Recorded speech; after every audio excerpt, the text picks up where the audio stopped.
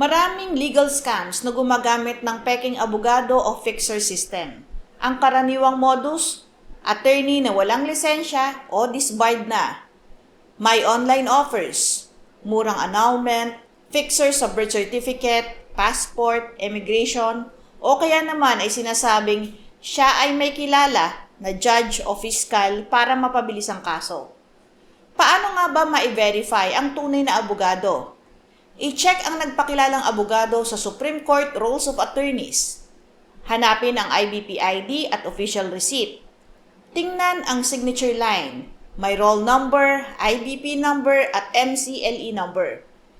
Ang ilan sa mga red flags ay walang resibo, guaranteed win o panalo sa kaso, presyong sobrang mura. Ano nga ba ang dapat gawin? Huwag agad magbayad, i-report sa NBI o sa Prosecutor's Office, sa IBP o sa Supreme Court. Ako po si Atty. Claribel Lucila at ito ang batas, malinaw, simple at para sa lahat.